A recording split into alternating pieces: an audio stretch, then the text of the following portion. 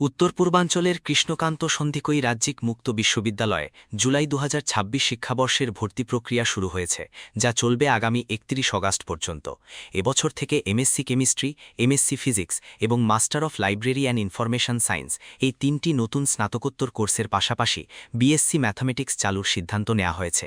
উচ্চশিক্ষায় আগ্রহী কর্মজীবী ও সাধারণ শিক্ষার্থীরা বিশ্ববিদ্যালয়ের নিজস্ব অনলাইন পোর্টাল বা নিকটস্থ সরকারি কলেজের স্টাডি সেন্টারের মাধ্যমে ১ আগস্টের আগেই আবেদন সম্পন্ন করতে পারবেন। আপনারা জানেন ২০০৫ সালে প্রতিষ্ঠিত আমাদের এই বিশ্ববিদ্যালয় উত্তর পূর্ব ভারতের প্রথম এবং একমাত্র রাজ্যিক মুক্ত বিশ্ববিদ্যালয়।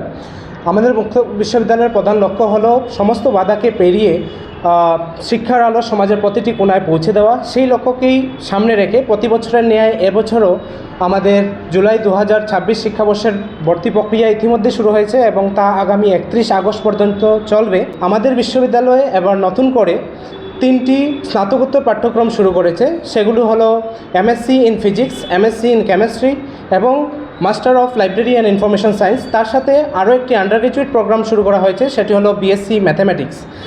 তাছাড়াও এখানে উল্লেখ্য যে গত বছর ২০২৫-এ আমাদের বিশ্ববিদ্যালয় বরাক উপত্যকার কথা মাথায় রেখেই এমএ ইন বেঙ্গলি কোর্সটি চালু করেছে। বর্তমানে আমাদের বিশ্ববিদ্যালয়ে ২১টি পোস্ট গ্রাজুয়েট প্রোগ্রাম এবং ১৩টি আন্ডারগ্রাজুয়েট প্রোগ্রাম, তার সাথে বিভিন্ন ধরনের ডিপ্লোমা এবং সার্টিফিকেট প্রোগ্রামস আমাদের ইউনিভার্সিটিতে উপলব্ধ রয়েছে। আমাদের বিশ্ববিদ্যালয়ের ভর্তি প্রক্রিয়া পুরোটাই অনলাইনে সম্পন্ন হয়।